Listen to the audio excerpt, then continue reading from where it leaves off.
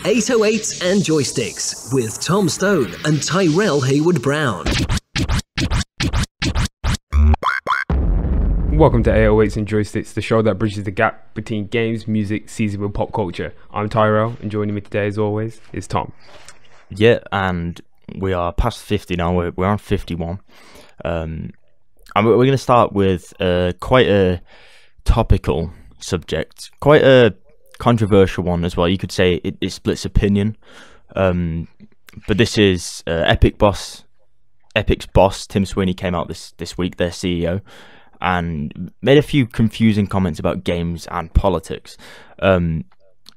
Basically, to sort of give you a rundown of the speech, he talked about lack of cross-platform games, loot boxes, data privacy, a few different things.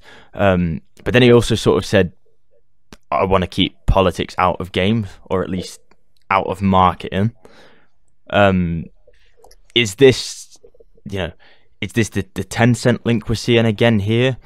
Or is this literally just because of obviously what we've seen happen with Blizzard, where they kick someone out of a streamer for making a political message? Is that just a thing that's come round to this, and he feels like because he's in a position of being a CEO of possibly the biggest competitor to Steam, and they have probably the most successful game at the moment in Fortnite, that he can come out and say politics shouldn't be involved in games at all, or involved in marketing at all?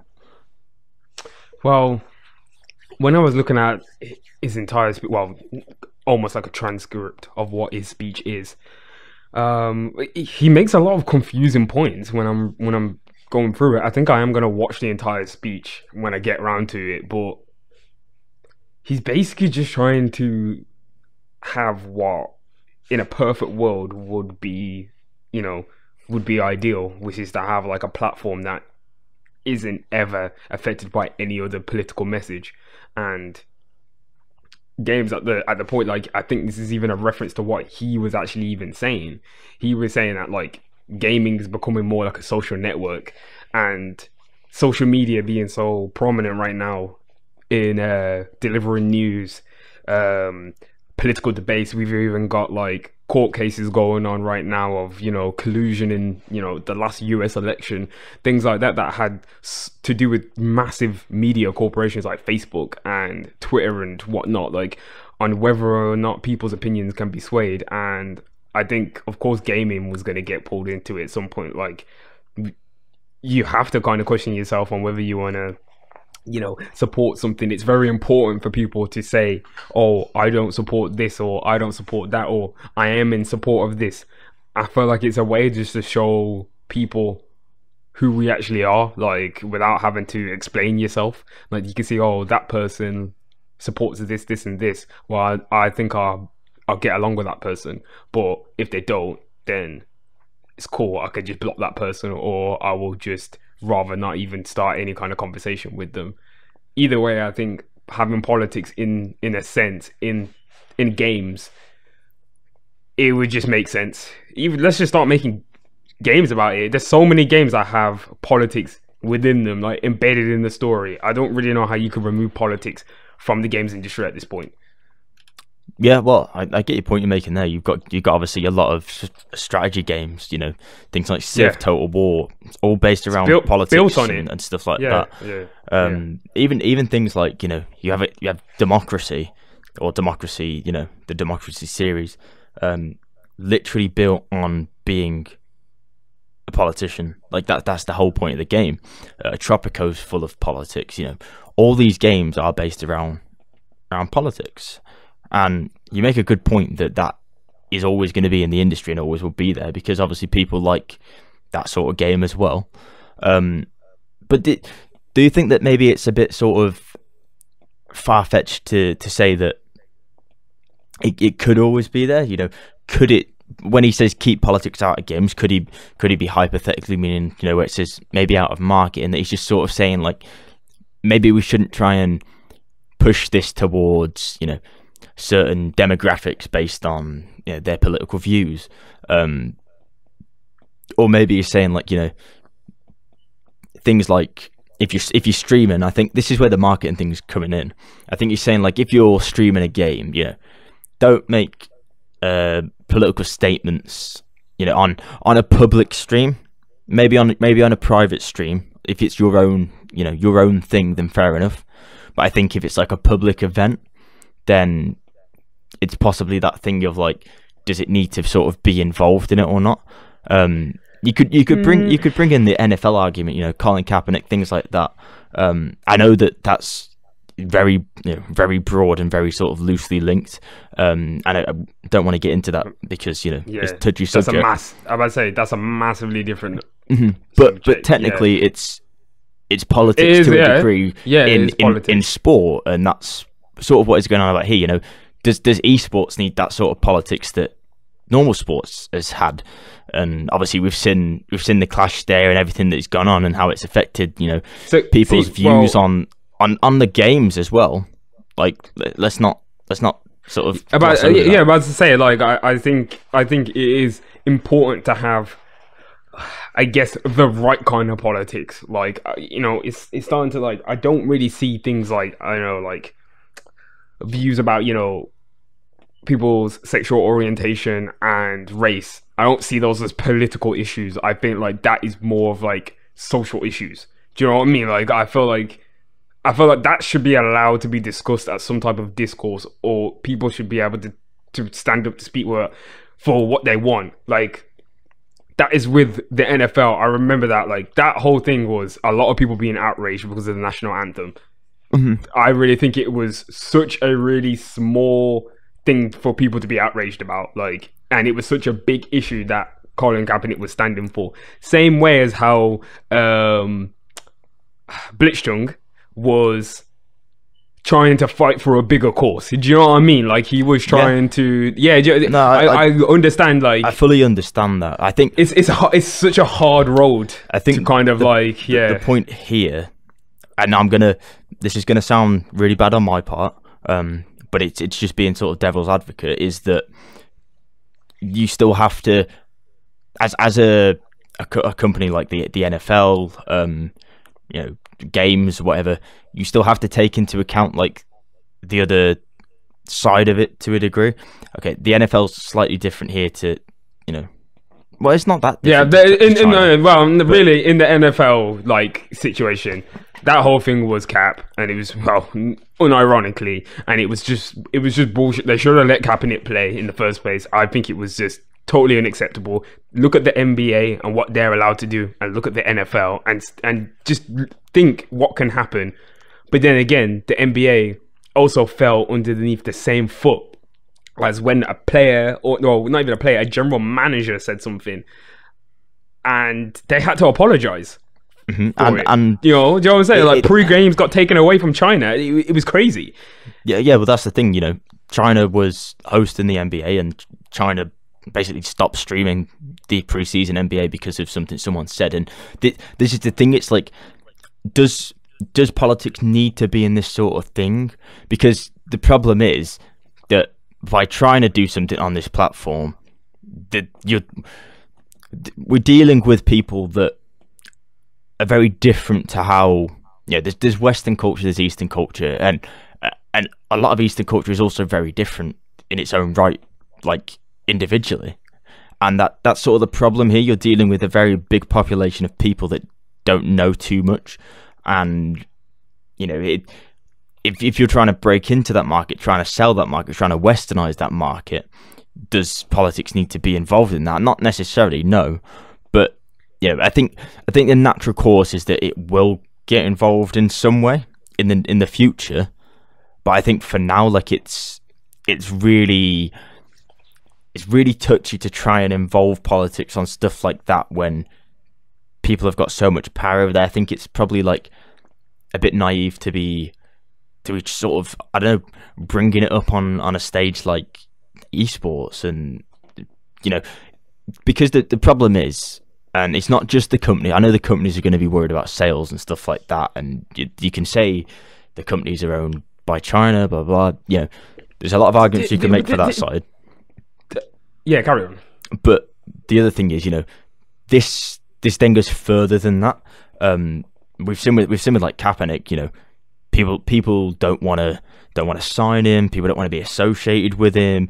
If anyone takes the Super Bowl job now, then they're classed as being a money grabbing, you know, liar or whatever. And that's the problem. The problem is that by bringing politics into stuff like this, you then involve all these other people on the internet that don't need to be involved, and it creates this big scenario of like anyone that goes there, you know, if it's bettering themselves, if it's a good game and people enjoy the game, they can't play that game anymore then, because if they play that game, I think that's why I think that's why we can't really I think that's why we can't really compare NFL. I think we should just take that away, because when I keep thinking about the NFL and what was it, that was literally just because a man kneeled at the national anthem.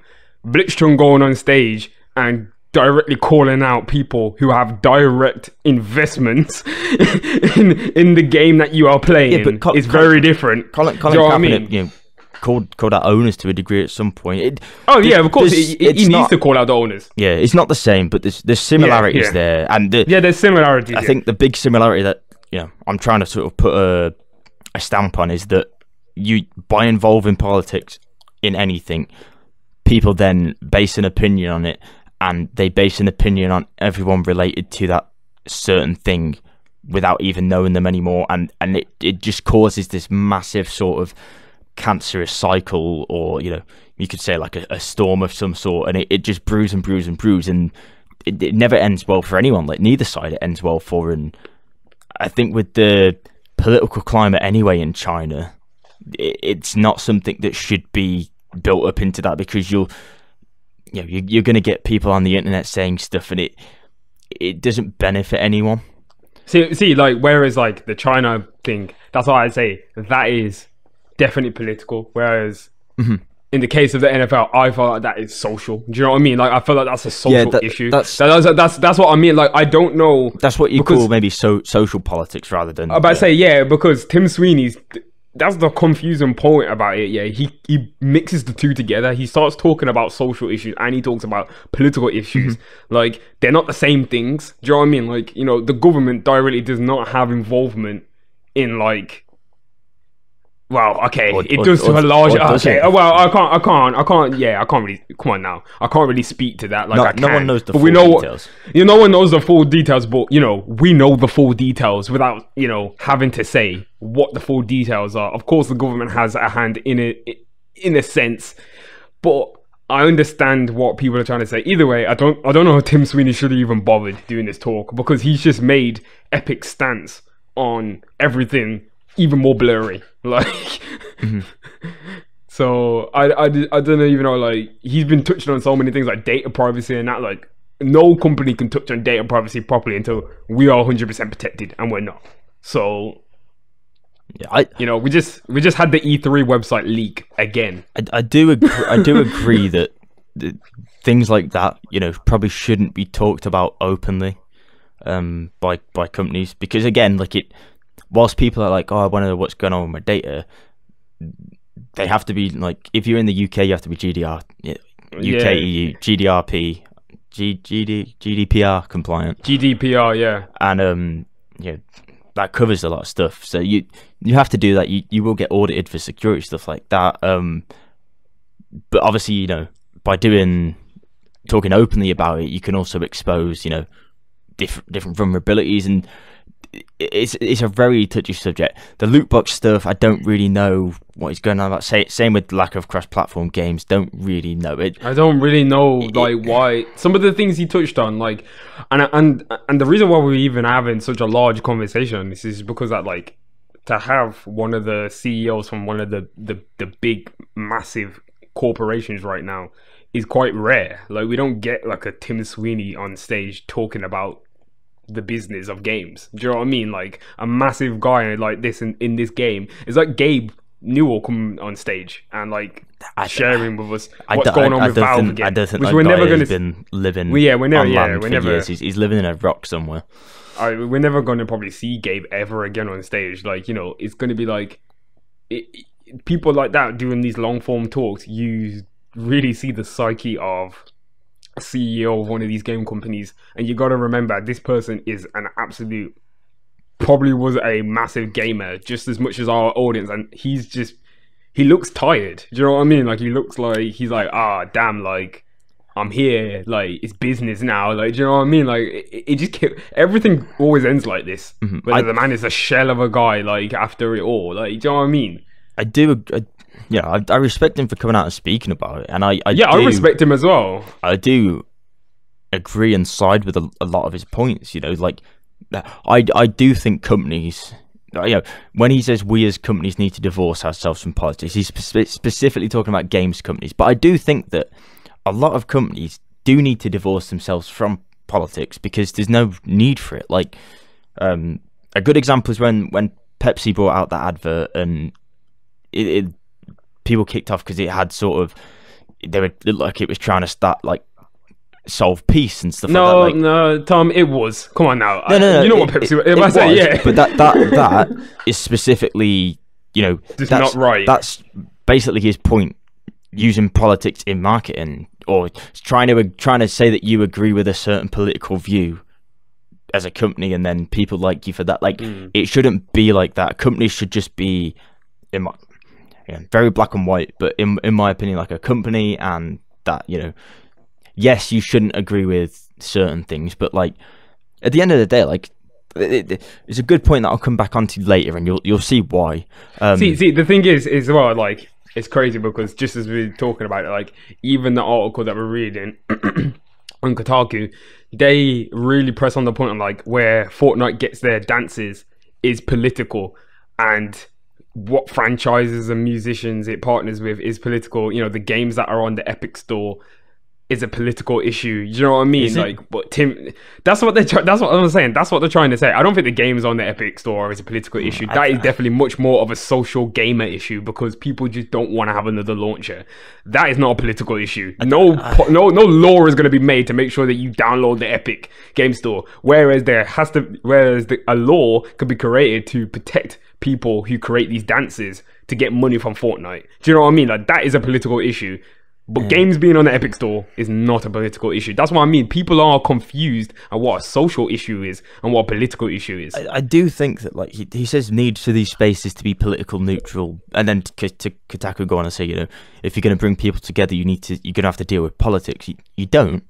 You like don't. You said, that's a social issue, and exactly. You know, even if you have different political views, that's not political. That's a social issue still. It's a social issue. That's what I'm saying. Like, I can go to a party or a rave, or like I can go to like skating with some man, and I'm socially there. I don't talk to them about. I ain't asking them who they voted for or anything like that. It don't need to be politically charged. Do you know what I mean? Like, I think some people do walk around with the point of shit needs to be political everywhere.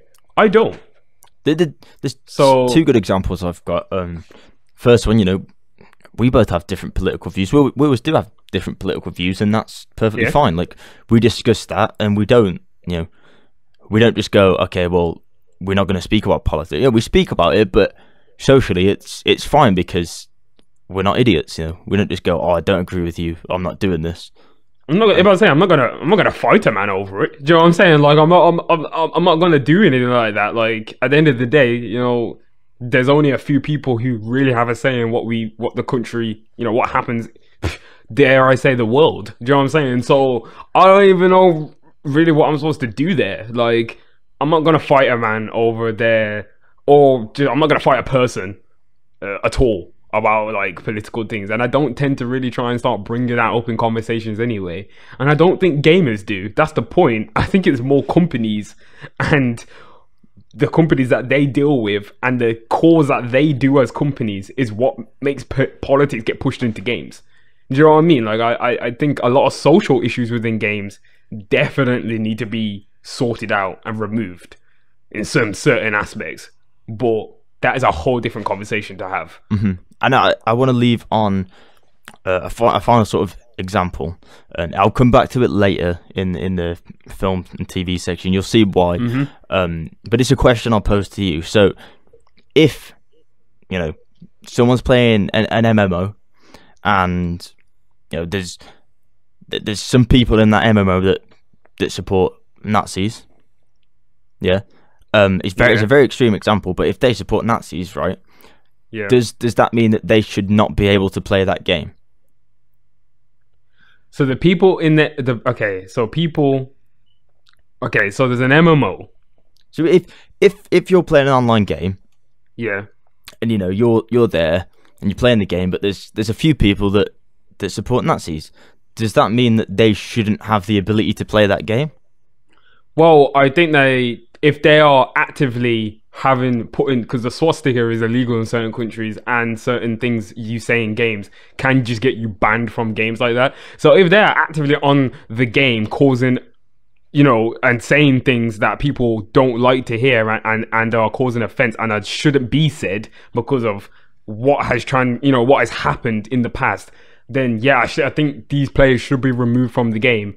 But that is if they, I don't know what, I don't know if you're trying to say, are they actively being like this on the game, or are these people who support them outside the game? What are you talking about here? Well, it could be both, couldn't it? It could be supporting it, like talking about it in the game. Obviously, that's different. Like you just said, you covered that point. Yeah. Outside the game, I get that. That's very different because it's, you're not bringing any views into the game, and that's like well, I don't think, like, as I said, like, there's no way of even doing that. Do you know what I'm saying? There's no way in hell. Like, I've been on PlayStation online, playing games online for years. Do you know how much racism I've endured over the years? Do you know what I mean? Like, it just happens. Do you know what I'm saying? Like, I don't really know how, but the only thing that can happen is players get banned. I don't think we can actively manage to ban people to play games. It's never gonna happen. It's like they're saying, like, oh, we should round up every paedophile and we'll have to ban them off every game that is meant for children. Mm-hmm. Do you know what I mean? Like, there's no way of doing that. I understand what you're trying to say because it's a correct point. Me personally, yes, I think anybody who is being like that on the game, being racist, being homophobic, xenophobic in any way, shape or form, should be removed from the game. Nobody needs to have that. Games are supposed to be fun. I'm not supposed to be there getting griefed online by a man. Do you know what I mean? Like, I don't think that's fair for a person. Like, but then again, like, it's life. Do you know what I'm saying? Life happens, but life doesn't happen to everyone. So for those people who are marginalized, they shouldn't have to have that in their game and have it outside of their game. Yeah, no, I agree with that. But it's an. What was the point though? What was it? I want to know what you're. It's just an interesting question to pose, isn't it? Like, if you change this question now, so okay, these people are doing something in the game, they get reported, and it's an online game, running servers and stuff. What about if every time they get reported, they just go onto a specific server, and then they just fight between each other? What does that mean? They can still play the game? Like, if they're trapped away on their own private server? Yeah.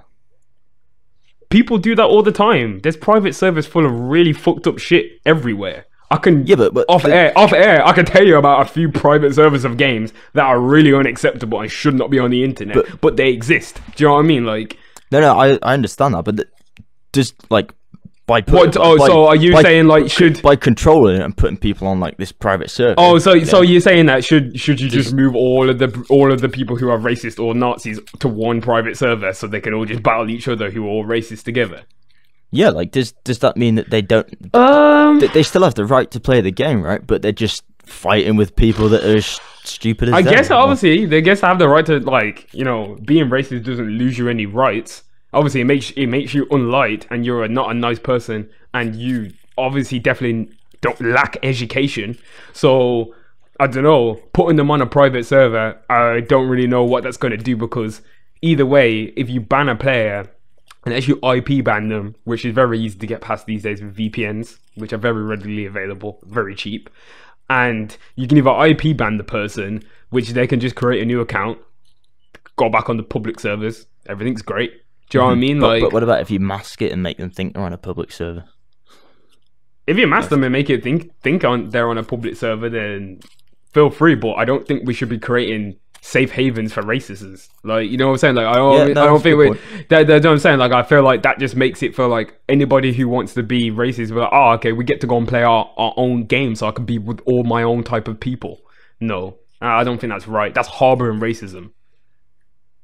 That's just going to create more of a problem. These people are now getting banned. Imagine if they find out they've all been banned they've been shadow banned to a ghost server, which has only got other races on there. They're going to be really upset, and that just might cause a bigger issue.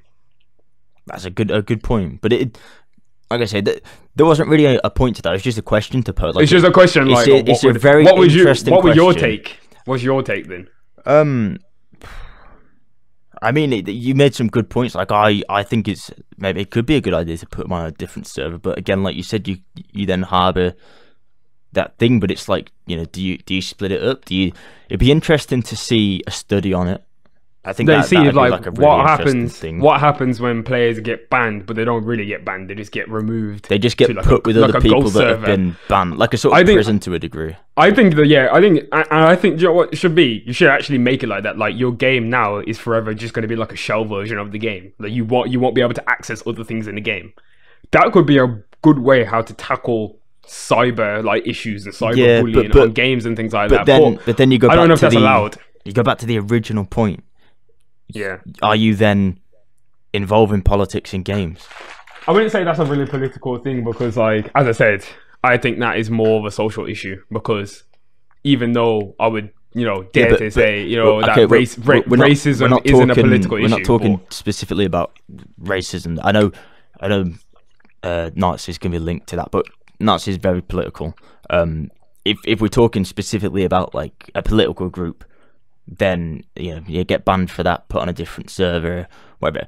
Is that then by not allowing them to do so? Is that bringing politics into game? It's a there's not a right answer, there's not a wrong answer, and there's not a solution, and that's the sort of problem I think he's trying to put forward from this, which is back to like the first original point, is that it's so hard to control politics in games because it's the same as the social world, and it's so hard to control politics in general, and the clash between politics and social is, you know, some people think it's there, some people think it's not there, and it's just very hard to control stuff like that. And I do think that, you know, you're gonna have to sort of take a step back and say we're not, you know, we don't take a stance on this as a company, like we don't side with anyone.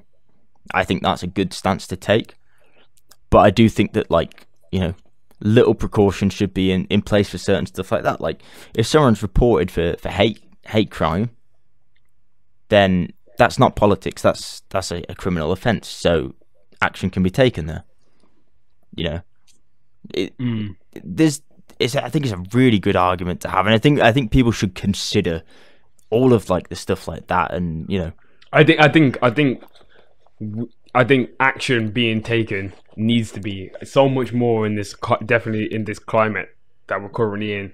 Action is what needs to be taken. Action and re-education and showing people, which we shouldn't have to be doing that in this point of life, but here we are in it. Like, we should be trying to find some type of way of how to reduce this kind of stuff. Like, even though within games, I will say, like, you know, it happens, but I don't really play online games anyway, and I feel like maybe the newer generation aren't as toxic like that. They might say things, crazy things online, but it's never really tend to the racist side. Like, that was when we were playing games online, and I think now more people try and do more slurs, like especially like homophobic slurs and things like that, and it can get really, it can get really horrible. I don't know. Online gaming is like, it's still a wild west in my opinion. Isn't it? Like, it's a different world because online gaming is, at the end of the day, it's the social world without the face-to-face aspect. So you've got something to hide behind, and that gives people more confidence, more a sense of more power. And we see it all the time. Some people benefit from that, some people don't, and that's just the sort of modern world we live in. And it's a very interesting topic, something that's really sort of hard to discuss. But I'd love to hear, you know, we've discussed it. I'd love to hear other people's views on it. I think like if anyone has any views on it and wants to let us know, you can tweet us at 808s and Joystick, or get us on Instagram 808s and Joysticks, and send us a message on there. And if you really want to, you can go to the website, send an email to us. We will read it, and if we get enough and they're all interested, we can have a full sort of discussion on this, maybe a special episode where we take people's feedback and discuss it, because it's something really interesting that probably needs to be discussed, because we're not a company that's in the games industry. We're a social company to a degree anyway. We are just a discussion. We do a discussion, and maybe it's something that we can discuss, but it's interesting. But at the same time, again, like you said, like so many barriers that you've got there that it's very hard, and there's not a lot more we can really say. I think it's down to other people to let us know what they think, and then we can maybe bounce off that or discuss that in a bit more detail. The more opinions, the better, I think, especially on stuff like social aspects. Definitely more opinions, the better, and political aspects as well. More opinions, the better. It's basically what politics is, isn't it? In a very simple term. I don't really quite know what politics is at the moment, because we're getting more and more towards like a point where like saying things in like, especially at that high level, doesn't really seem to be garnering much change. But we're not a political podcast, so this is not about politics. Anyway, not yet. Not yet. Never ever that, man. But now, you think I'm gonna do political commentary? We're all gonna die anyway, man. So it is what it is now. Well, we'll continue. Anyway, we'll continue with politics. I mean, technically, this is a political thing, isn't it? No, lightheartedly political. But if you know about gaming and the SNES and PlayStation, you'll know that obviously PlayStation and Nintendo, way back, I say way back, it is pretty long ago now. It's nearly like 20 years. It's longer than 20 years. Jeez. Wow. So yeah, they made a console together, a prototype, which was going to be a Sony PlayStation Nintendo thing with a disc drive. It's basically a SNES with a disc drive and a cartridge, and there's a prototype, and it was never really made because they fell out. Political different views fell out. But a prototype has been put on sale now, and it's reached $350,000, which is incredible.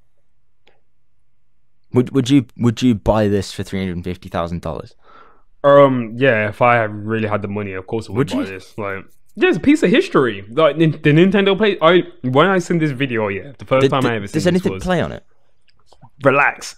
There is actually one game that plays on it. Oh, so you're paying $350,000 plus the one game. Well, honestly, you could probably figure it out and actually program your own games for it. But the Nintendo PlayStation is a piece of gaming history. Like, that is like, I love Sony in it, and I would probably go along to say that Nintendo is probably my next favorite company, because I had the DS, I have the GameCube. Those are some of my top consoles. Like, how am I not gonna like Nintendo? Like, if they made a console together, Konami. Yeah, but Konami didn't make consoles. Do you know what I mean? Like, but they made your favorite game franchise. Well, touchy subject, political subject. That. Well, I would say I have to give Konami its dues in it. It published some of the like greatest games. Like, it published and made Castlevania. Do you know how important Castlevania is in like the entirety of game history? Mm-hmm. Like, there is literally a genre of games all based on Castlevania games called Metroidvania. So like I can't discredit Konami as much as how shit they are. They gave me Silent Hill, they gave me Metal Gear, the greatest game of all time. They've Zone of the Enders. There's too many great games on Konami. That Pez.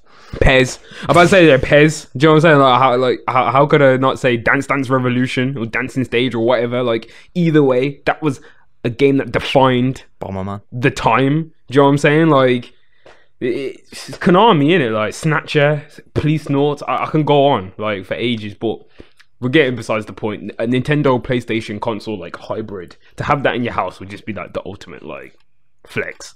Like, oh, I've got the Nintendo PlayStation. Does it work? I don't know.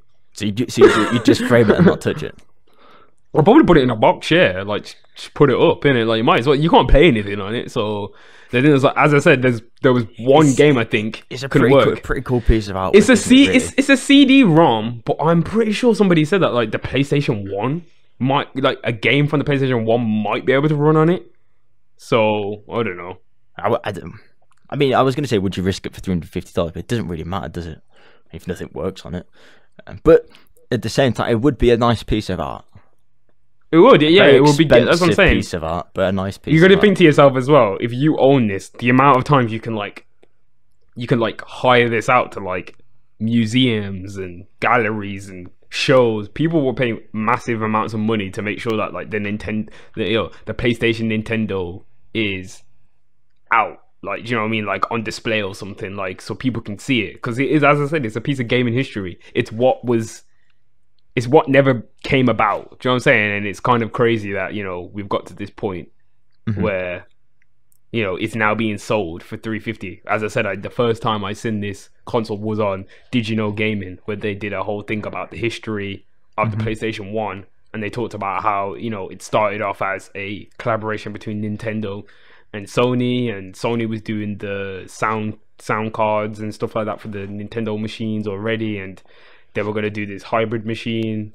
Nintendo took too long. Then there was going to be a deal with, I think, Panasonic. There's so many people were doing deals with each other to try and get out like the next step of gaming in it, which is 3D. And obviously the way how it all happened is the Nintendo 64 came out, PlayStation 1. The rest is history. Dreamcast, Sega Saturn, rest is history. Xbox One came out soon. The original Xbox One, anyway. The Xbox. Yeah, it came out like at a weird time. Did it come out? The PlayStation 2 was already out, but like it kind of came like it was in that kind of like half realm. It was weird. The Xbox was very, very weird machine. But the first time like online gaming worked well, it was on the Xbox. Yeah, but essentially you're paying $350,000 for like a nice historical brick. Yeah, basically, to a you might make some money here and there off it. If you keep it, it would definitely like go up in value over time for sure. Like you probably just end up keeping it for a couple of years, sell it on to like a history museum or something, because someone would want that for like a video game history exhibit or something. I think you probably have to donate it. I don't think they buy stuff. Nah. Some museums will buy pieces of things if they've got the money for it. Innit? Like museums get donations all the time. So. Probably not the video game museum. It's based in Sheffield. No. I don't mean like that. Obviously, I mean like the National History Museum or something. Like they have exhibits like that in there. You know, talking about modern technology and things. They would definitely have like a video game exhibit. They will have the money to put up to like hire this machine or buy it from someone, like a private collector. I've seen it happen before, innit? Like, well, not seen it, but heard stories of people having like first edition consoles and like selling them to museums and other people, and like, you know, people who are like have like gaming spaces, like say for example like an arcade, so they buy this first edition so they can have it out on display. Yeah, and yeah, we're speaking about PlayStation and expensive consoles. There's a lot of sort of news this week that Sony's struggling to keep down production costs for the PlayStation 5. I don't know if it's necessarily that bad, considering what you'd have to pay to get an equivalent of the PC version of this. Well, I think them struggling to keep production costs down is like Sony's trying their best, considering it's got a massive cooling system within the console. Rumoured, but like, do you know what I mean? Like, do you know how much it costs to put a cooling system within your PC, let alone to play every single PlayStation? You've got incredible graphics to apparently, you know, fast storage, big storage. That all cost money. Backwards compatibility. Do you know what I'm saying? All these crazy things that they've apparently done with the machine. Xbox is not getting away with this one either, because theirs we don't know the full price of theirs yet. Xbox is going to be expensive. I already know. But they're roughly going to come out around the same. We know that, obviously. But realistically, okay, so the PlayStation 4 was reportedly produced for $381 per console and went on sale for $399 per console. So that's an $18 profit for Sony there. Right. Yeah. If we're going to say that they're doing the same for this one, right? So that's at the moment it costs £345 or $450 for them to produce the PlayStation 5 reportedly. So that means it would go on sale for, let's say $475 to give the same margin.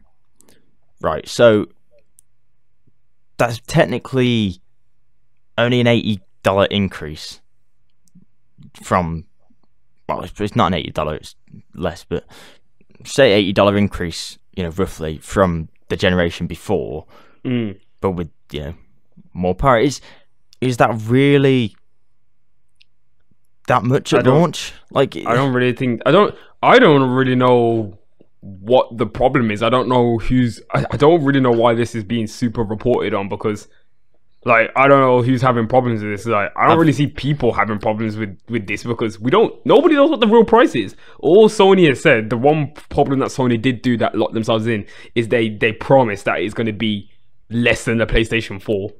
So that's the only thing that everyone's like kind of panicking about, because everyone's thinking, oh, it's not going to be that much less than the PlayStation 4. Like, come on now, was we really expecting it to be like $399? It was never going to be $399. Do you know what I mean? It was never going to be $100 off the original console. Like, it was going to be roughly close to $499 again. If not, $475 sounds like a great price. That is a reduction from $499. It's not a lie. No. The PlayStation 4 went for $399. Oh, okay. We might have issue. We might have a slight issue then.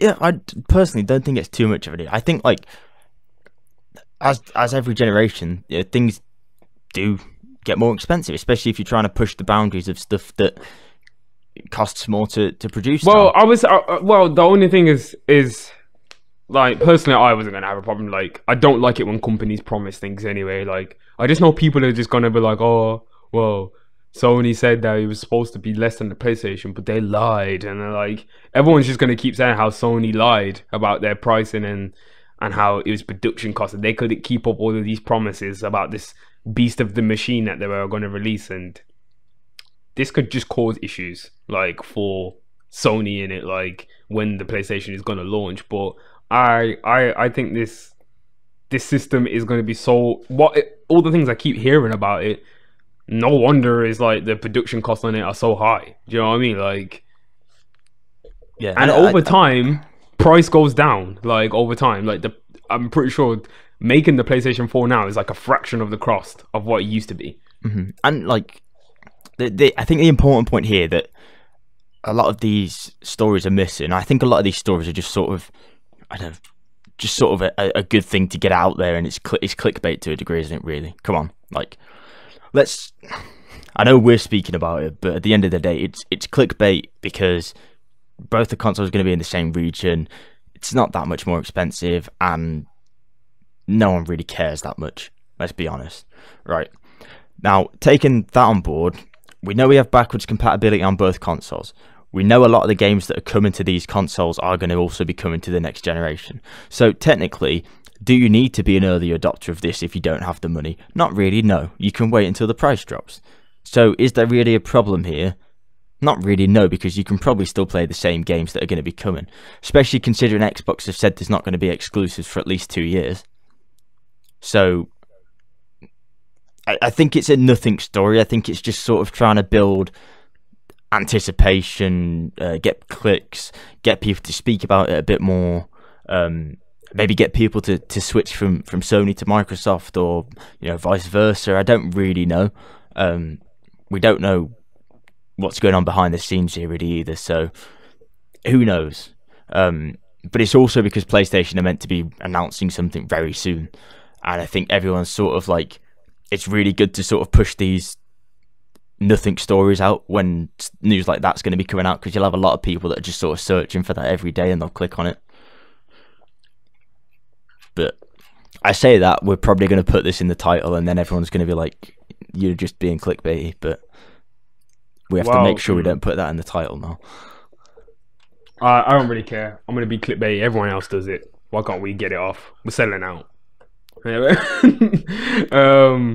fine with that. God, yeah, we've been talking on games for a long while. Do you want to go down some of these like other? Oh, Anthem's being redesigned. I'm not talking about that game anymore, but it's getting the No Man's Sky treatment as we speak by the crazy guys over there at BioWare. Yeah. Okay. Let's see. I don't know. We will see, because No Man's Sky is a good success on that. No Man's Sky is a really, really great game now. If you want to go and play that, go cop that. I personally don't have the time to get into a massive game like that right now. Got Death Stranding to play, which is going great, by the way, everyone. Death Stranding is amazing. Go and play it if you need something new in your life, like a new experience. It's very, very good. Or learn to swim. Go do that. Climb a mountain. I know. I'm just. I'm not saying don't play the game. I'm just saying if you wanted a new experience, you could do do real life Death Stranding. But you can do all of that in the game and not get hurt and not be in Storm and not currently be in the midst of Storm Dennis. So there was 4 people trapped on bloody Ben Nevis the other day. I don't know what they were doing out there. Friggin' idiots. Yeah. I think there's one important thing that we just need to talk about before. That's that Jeff Keighley come out this week and said that he's not going to be at E3 before Mr. they E3 sell himself. Tickets. Mr. E3 himself is not going to be at E3. I don't even know. Like, are we even going to cover it this year? Like. Bloody hell! Like, there's gonna be some people there. Because Nintendo's back, so there's that. Nintendo's doing a digital thing. It's not really E3. It's just it's back at E3 though for the first time. Like, it's weird how Sony pulled out for good. Jeff's out. A couple of other companies are out, basically doing their own things now. Nintendo decides to go back. Like, I just didn't understand. Like. I don't know what's going on right now. Nintendo, I've got serious words with them anyway, because I don't know what Nintendo's doing at the moment. Playing that Rebound game very well. They're not playing any Rebound game very well because they're playing that Rebound game. They've seen 2 breakups and they've gone, that's our chance. Their whole like fan base at the moment is just really crying out every day for Animal Crossing news. And like that Nintendo Direct, it's still not out. It's coming before E3. It's coming out before E3. I mean, it was crazy. It was crazy though. They're just gonna be at E3 to get sales before new gen comes out because they know that they're gonna lose out on that. Yeah, well, they're gonna lose market share to a degree. That was another piece of news as well that we didn't even discuss last show. Is that no more Switch models are gonna be like announced this year? So that means we're not getting a Switch Pro or anything like that. How many times have we heard that before? Well, we already said this, innit? That like they keep saying, "Oh, we won't comment on this." Then next thing you know, they secretly just rolled out like what everyone keeps calling the Switch 2.0 at the moment. And I was like, it's not a Switch 2.0. They literally just fixed the docking like problem. Like if someone wants to look into that, right? Look at how many times Nintendo probably said we're not going to make another DS, and then they made like the DS 75X 56 whatever. Like they just do. Nah. They just remember when we was in college. Remember when we was in college, Tom, and they came out with the new 3DS when the 3DS only was out for like 2 months. Yeah, but there's a new 3DS, and then the 2DS, and then the new 2DS. Oh yeah! Don't forget, you had like the 2DS that didn't fold. Then they brought out the 2DS that did fold. Wait, you meaning to tell me that it's just a DS, but you made it unfoldable? I hated that system. I have no idea why like Nintendo the Switch that you can't dock and take the things off the side. Basically, yeah. Like, I don't know. Well, the Switch is a lot better because it's just a long piece of screen. Imagine you've got do you even know what 2DS I'm talking about? Yeah, the one that you can't fold. I know what. I'm about to say, like, it was baffling. I just thought to myself, why has Nintendo gone backwards? Like, why would they create a system that you can't fold in? Go on. Can't fold in half. Yeah, like it was their whole thing to fold the DS in half. Like I don't get it. Like, but it did have that nostalgia feel because I always loved playing them bubble games when I was a kid, and it literally was just like a bubble game, but real. So I don't know if that's what they were going for. I'm guessing not, but you know, Nintendo used to be a toy company, so we never know. We will never know. Oh my gosh. That's your argument with everything. Nintendo is they did used to be a toy company. Oh, like, no, they did. Okay, they did, but they ain't been a toy company for a long time. They're in the game. They're in the business of like they technically are games. They technically are a toy company. All their money, majority of their money comes from merchandise, from Mario and stuff, and they make random shit all the time, like the bloody Power Glove and the whatever they made for the Switch, the cardboard shit. It's technically not a toy, but it technically is a toy. That Labo shit, like when I heard about it, whatever that. And then when I looked into it, and then when I seen people making their own versions online, like you can actually print out the blueprints to make it yourself without buying it. I was like, this is hilarious. It's interesting concept, but it's technically a toy. Yeah, I don't know why Nintendo bothered doing like giving people cardboard because they're a toy company. But people could literally just make it themselves and it worked. I didn't get it. They care about the environment. Yeah, Tom. All right. Silence. No, because that's just obviously not true.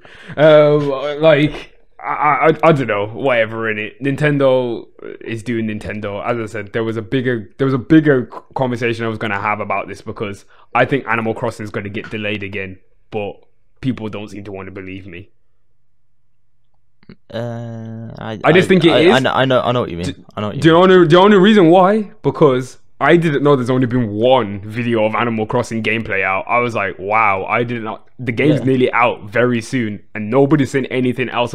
They don't even know about the game, and it's been confirmed to have microtransactions in it, so people are already kicked off. Nintendo won't talk about it. I think they're scared.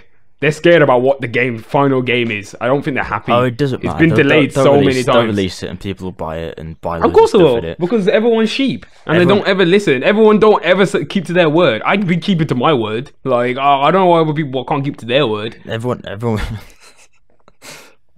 moaned about Mario Kart when that came out on mobile, and then people still play it. So there's people right now concurrently playing that game, and I don't understand how. It's a piece of shit.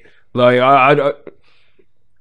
just goes to show people just can't help themselves, can they? Like, do you want to move on to films and TV before you just, I don't know. I feel like this is the point where you've got really sort of angry over something and you just need to move on to films and TV now. No, Tom, I want to stay angry here. So Blizzard says it's been a hard week now. But you know what, Blizzard? Fuck you about it's been a hard week after Warcraft 3 Reforged. Terrible. Also, now the worst rated game on Metacritic of all time. Let's move on to films and TV. Bridging the gap between music and gaming. 808s and Joysticks.com. I watched the final half of Bojack. It was very emotional. I cried a lot about 4 episodes. I cried, man. It got me in my feelings a lot. It was really horrible to watch, actually. Like, some of the things that were happening in Bojack, I was like, wow, this is quite heavy hitting stuff, and for like a cartoon, and it was really good. Like, it was really, really good. The ending made sense. So yeah. I was a bit confused. That's all I can ask for. Have you watched it fully now? I've watched it, yeah, but you've put we can discuss it now. You've put in the notes that we've got. Like, I've only hasn't watched. No. You put it in such a weirdly worded way. Hasn't watched only the first half. Like, I thought that meant that you've only watched the first half, but you've put like, I haven't only watched the first half. No, I only, as I say, I meant to say, because you put down final Bojacks, and then I meant to say that I haven't watched only first half. Like, I meant to do it in 2 sentences. It was all one. It's from last week. I didn't change it, but I put finish at the end so you knew in it. Like, I finished it now. Finished it. Yeah, there's not really much else to say. If you want to go and watch Bojack, then go and watch it. It does what it tries to do. It really has become, as it progressed, it did become much more of like a real take on Hollywood. It's a cult. It was. Is it? No, it's not a cult classic. Well, technically a cult classic. It's not. I wouldn't say it's a cult classic. I wouldn't say it's like a cult classic. It is just a really. It's probably one of the best shows recent time, and it's one of the best animated shows as well. It's superbly written. It's very well animated, and the music, everything. There's so many different elements to it that is done so well. The casting was really good. Like, I don't know who put that together, but it just worked. And yeah, I couldn't think of anyone else apart from Will Arnett that would play Bojack. Well, not playing Bojack. Aaron Paul playing Todd. You know, what's her name called, man? That plays. What's her name, man? Princess Carolyn. Yeah, plays Princess Carolyn. Is it Amy Sedaris? I don't know. Anyway, yeah, she's a really good voice actor as well. There's just too many people. LaCave Stanfield was in the last season as Guy. Like, it was just great. Really, really great. Like, I don't know who plays Diane. It's really good because like you said, obviously, I mean, there's no spoilers here because obviously I don't really want to spoil this season. I think it's, like you've just said, one of the best shows that's been on TV in recent years. And I think it's the right time for it to end. I do think that because it was getting a bit laboured to a degree for me. That's my personal opinion. Like, I didn't watch it as much as I used to when it first came out. I will say there was some points in, I would say maybe the middle of the series that got a bit like draggy for me, and a bit like, where's the story gonna go here? Like, there was a couple moments like where like he moved away and he was at his house and stuff like that. Like, he did find out certain aspects about Bojack, but like there was still so many crazy stories and loose ends that weren't tied up even by the end. And there was a huge time skips all over this season as well, that if you noticed it, you noticed it. If you did, you didn't. It's like, so yeah, it was kind of interesting to try and find out what point is everyone in at their life now. And then at the end, it did kind of show where everyone is in life. And it showed where Bojack is. And, you know, he started out... And I know I am going to spoil it a little bit. I like the fact that how we started the whole entire series of him in the swimming pool. And then at the end, he thinks he killed himself in the swimming pool. I just felt that. And you know that picture of him looking into when you said spoil it a little bit. Like... I mean, yeah, but... but you know what I mean, though. Like, and there's a painting of him looking at himself in the pool. Like, it all like came back round, and I thought, was one of my they always parts. have. It was, yeah. I always thought, did they always have that in mind from episode 1 that they were gonna have him ending with him looking at himself in the pool? Like, do you know what I mean? Like, it was just crazy. Like, that's what I thought. I do think that because I thought that as soon as it happened, and I thought like I was thinking the same thing. Going back to season 1, whoa. I was like, did they plan that? And I was like, it has to be, you know, even if it wasn't the final ending that it was originally planned, like it had to be a thought because there was no real reason for it to be there otherwise. No, like there's a few times, but I think it's the only thing that sort of was reoccurring in every credit sequence of each series, which made me think that like maybe it was like the plan. That's probably the symbol of the series, like that. The pool, him in the pool, is like the symbol of the series. Like that's how you sort of see the progression, and it's a really interesting concept. The show in general is really interesting. How it deals with stuff, how it tackles certain things, certain issues, and obviously you got the comedy with it as well. Like it started off probably funnier than it ended, but you still have the comedy in there, and it's a non-serious take with very serious aspects took into account as well. I don't really remember myself laughing too much of this last season. Like, it was quite serious. Like, there were some funny things in there here and there, but even the characters themselves grew up a lot. Do you know what I mean? Like, I think the funniest person out of all of it was Mr. Peanut Butter, because I grew to like him so much as a character. And you were meant to hate him at the start, basically. Yeah, we're meant to hate him, yeah, and he like became one of my favorite characters because he really truly is Bojack's best friend. Like, he really went through. There's like, you know, it's, as I said, it's similar to like Hollywood. There's always like somebody who was still kind of ride for you after some bad shit's happened or whatever. Like, and that was like Mr. Peanut Butter in this situation, and it was just kind of funny to see how like this situation happens all the time. And you can kind of see who the Mr. Peanut Butter is in this situation. You know, the good guy who happens to be the friend with a really, really horrible person. Do you know what I mean? Like, there's lots of celebrities that are like that. So, like... But don't, you don't refer to them as Mr. Peanut Butter. No, but yeah, they're not Mr. Peanut Butter, though. Like... No, I just mean, like, don't...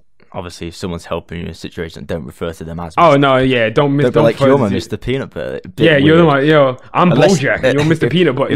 If the context isn't there, it doesn't make sense. But yeah, I will say, I've been Tom's Mr. Peanut Butter a couple of times. No, you've ruined my great final point on this as well. My final point on this is that I will still not wear V-necks ever, and that's basically that's the moral of the whole show. Just don't wear V-necks. It's basically don't wear V-necks, and a little bit about don't abuse drugs as well. Don't wear V-necks. Don't drink in swimming pools. Probably both things that I've done recently.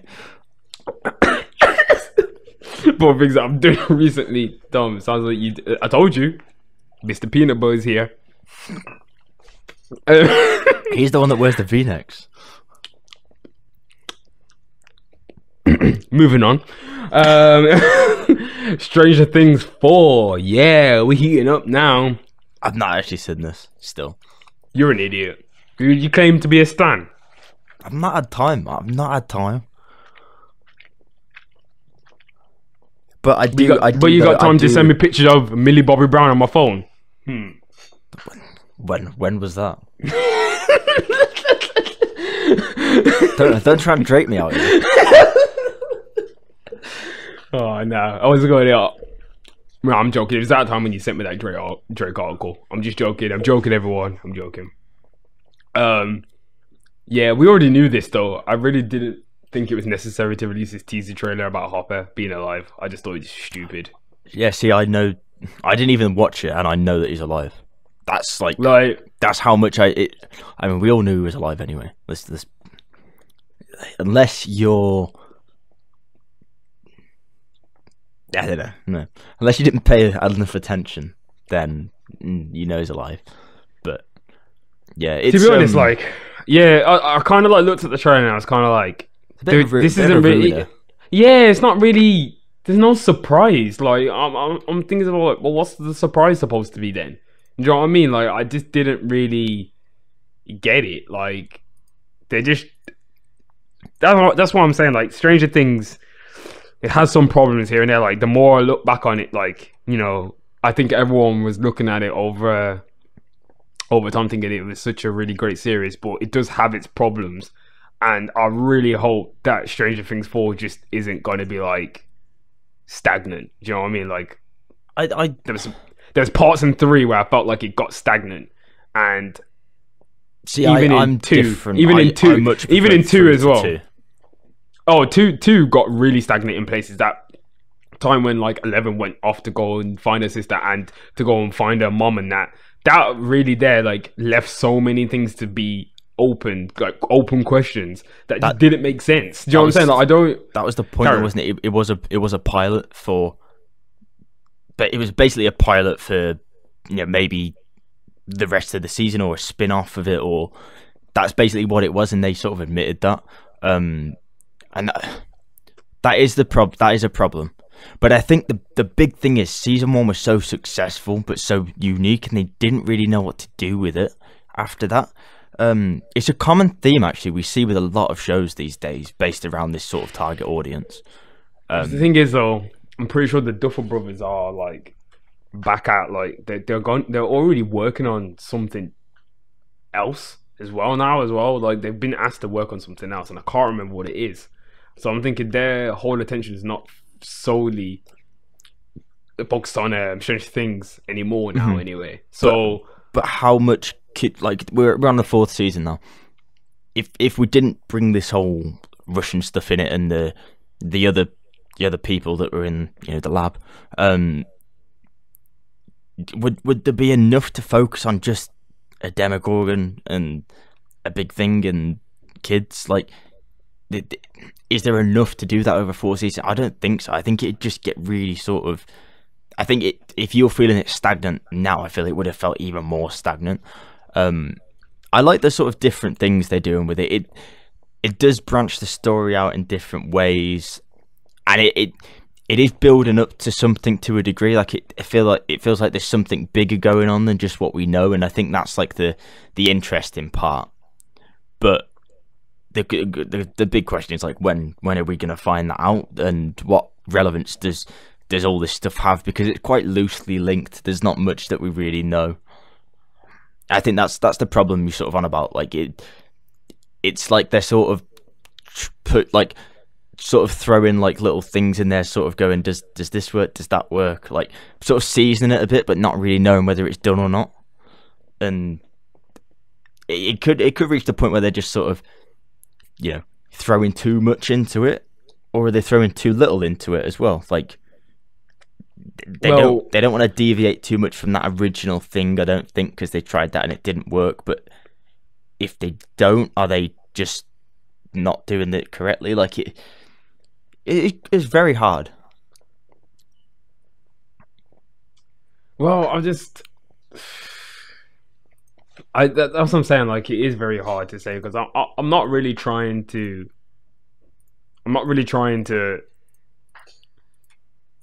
like give it a bad name or say like, oh, it's not going to be that great, or just be like a negative person. But I always I try and look back on things. Like, I keep thinking about whether things are, as good as they are. And Stranger Things, just seeing how just seeing how season 3 came out and how this is being marketed, I don't know. I just don't know how to feel about it. Like, I just feel like they spoiled the massive thing, Hopper being alive, that, they fully confirmed it, like, and now we just have to kind of like try and figure out what the rest of the story is going to be about. We know that the Demogorgon is going to back. It's just like, what are they going to do? Like, how are they going to get him from Russia? Like, okay, he's in Russia now, but like, I don't know. We'll just have to see, in it. Season 4 is coming very soon, in it. Like, is it this year or next year? Apparently it's April, is what I heard the other day, which I thought was bizarre. April this year? Yeah, I think someone definitely got confused.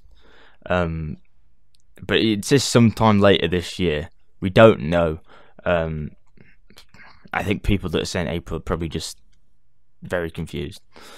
But yeah, it's I'd go for a summer release again, or late summer. Late summer towards Halloweenish. I think that it will.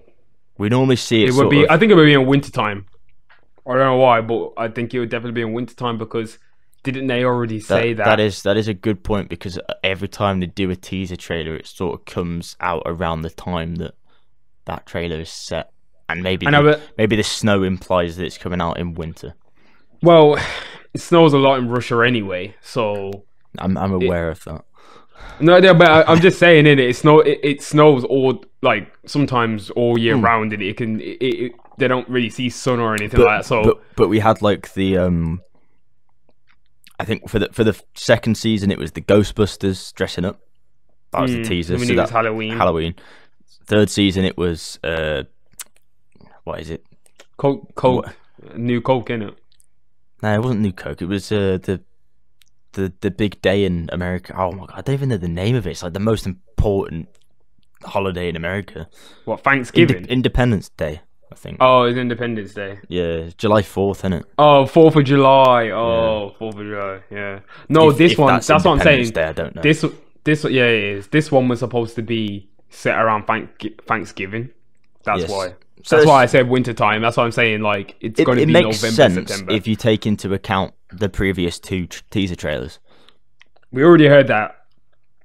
Roughly as the story is going to go is that I think 11 and Mike is still together, and he's going to visit her in her city with Will in it. Like, Will's there as well with Joyce and everyone. So he's going to see him, but then something obviously happens in it. Like, we know Will's got powers or whatever now, and 11 is obviously 11. So basically, is there a way that I sort of feel like it's going to be the thing? I feel like there's definitely something bigger because they're showing Hopper's already alive. We know that. So the other thing would be, does Will now have powers? Can he open up a realm to the upside down, and can they go through it and get through to the other side to get out? And I feel like almost now they link up the tunnels or something, and we see a bit more detail on what the Russian involvement is. I think Will, like, possibly, yeah, he does possess now, like, a portal almost, like, through wherever this area is. Do you know what I mean? Like, there are so many other unexplained things from season 3. Like, when you went into the upside down, there's like negative counterparts of every single person in there. So like, it's like weird. It's like, is the upside down does look kind of like, you know, in Us, like the tethered. It's kind of like that. It's like a different version of you in it. Like, and it's just, yeah, it's really odd. When I really think about it, like, there could be some really, really cool things that they can do here, but we'll just have to see. Yeah, Stranger Things in it. There could be. The question is just if they're waiting, or if they're just trying to play it out slowly and see what people's perceptions are. Yeah, because that's sort of how they've done this series in the past. But yeah, we will wait and see. I'm excited for it. Even if we don't get what we want, I'm excited for it. I think it's good. It's still been a very good series, no matter if you look at the bad parts of it. It's still been good. Do you have some news here about the Iron Mask? Apparently, it won't have much Jackie Chan or Arnold Schwarzenegger in it. Well, despite a trailer that basically was them. They're only in it for a few scenes, but what are you expecting, like, to sell this god-awful film? Like, I'm already looking at the film. Why does it look like it's the whole entire thing is set in CG? Like, what's going on? Don't know. It looks like Lego Ninjago, but live action. Like, I actually have zero clue on what is going on here in this trailer. Like, why would you market it with Jackie Chan in it? The film looks terrible. Why does it look? Why does it look like this? It looks joke. It looks like a really poorly made film. Like, yo, Tom, please tell me you saw the dragon in the film. I don't think. Oh my god! Why does the dragon look like that? I think the art style's interesting, but I don't think there's really much to sort of play on here. Yeah, like you said, it sort of disappointed people before it's even come out, which is never a good sign. We sort of seen that with Doolittle, and look how that turned out, and Cats, and look how that turned out. Maybe 2020 is just the year of terrible movies. Maybe that's just what the industry's going for this year. Who knows?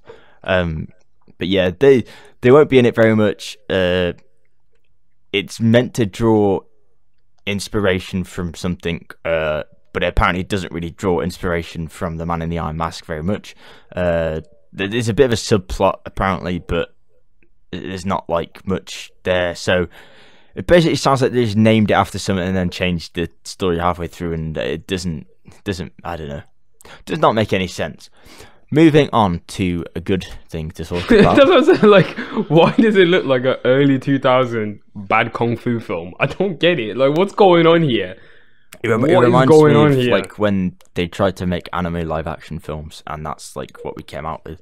But like, Tom, this is the Russo brothers. This is what I'm not understanding. Maybe if you don't have Marvel behind you, you can't do much. I don't know if it is the Russo brothers. Yeah, it is the Vi 2 Journey to China. Russo Chinese. Okay, so it's not.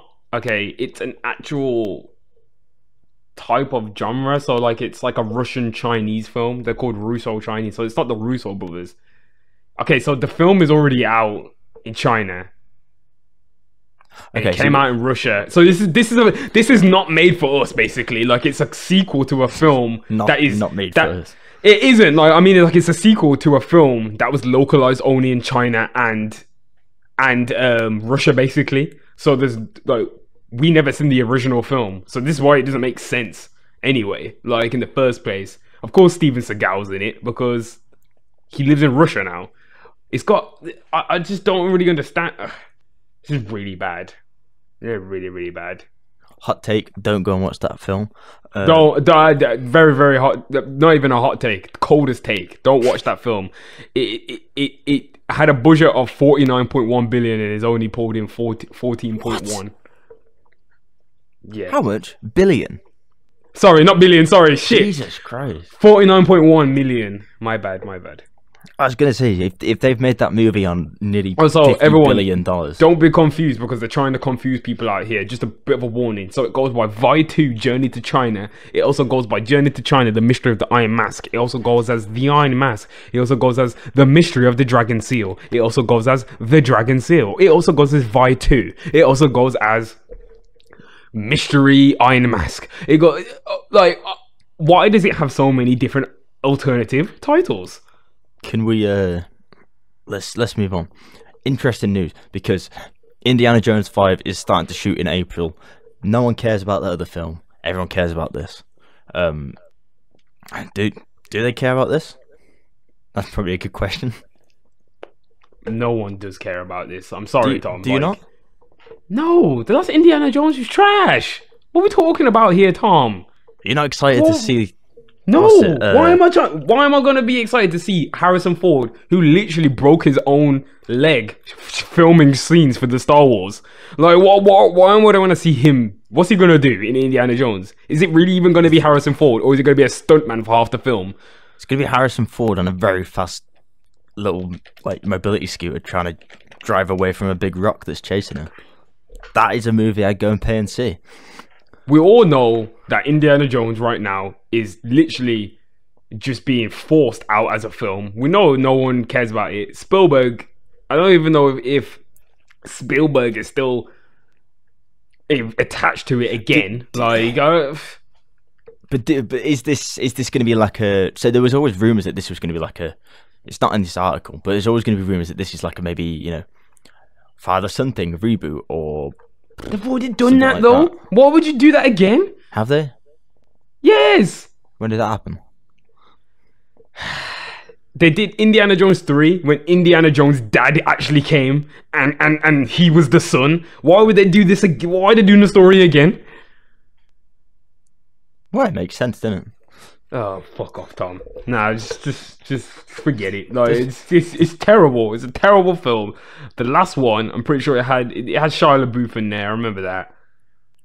Shit. Like, we'll see. Oh my god, the last film, Shia LaBeouf. I forgot that is Indiana Jones' son. For God's sake. So will we see Shia LaBeouf in this? Shia is not fucking turning up to this film no more. Shia can't got no contract with Disney no more. Are you crazy? Come on, let Shia LaBeouf. You've been letting Shia LaBeouf on the set of Indiana Jones with Harrison Ford. You must be out of your damn mind, Tom. We will.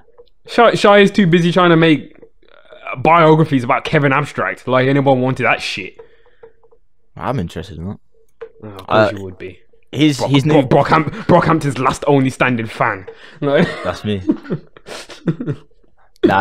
He did actually. We haven't got this down, but he did actually release Honey Boy on Amazon Prime very recently, and apparently it's got good reviews. It got good reviews at film festivals. So I've not had the chance to watch it yet, but I am definitely going to watch it because I'm interested to see. Just not necessarily what the hype is about, because there's not much hype, but just sort of what he can, what he's done, because we all know he's very talented, and I just want to see if he's put that back into motion. Well, we'll have to see in it. Although, as I said, man, Harrison, he isn't, he don't move around like he can like that anymore. So basically, I've got a good question here. So, if Harrison Ford isn't Indiana Jones now, or you need someone that moves around, who would you pick as the next Indiana Jones? because Sonic the Hedgehog has just raced past all the competition. Apparently, would he be someone good to run away from big balls? I've just completely ruined that. Oh yeah, Tom, just close down the conversation now, innit? You've had your chance. It's done. It's done. It's over. You had your 2 minutes to try and say something crazy. You didn't say it. He technically does stupid shit like this in this movie. Like he runs away from missiles, and technically he's a bright blue, super fast Sonic Hedgehog. Like, fair enough. I'm not going to take it seriously. Like this isn't meant to be serious Fast and Furious. This is bright blue hedgehog running around while Jim Carrey's being weird in the background. Like that's a fun movie. I'm glad it's broke the records for stuff. I'm really glad that it has broke the records for stuff as well. Oh, by the way, bit tidbit, like don't really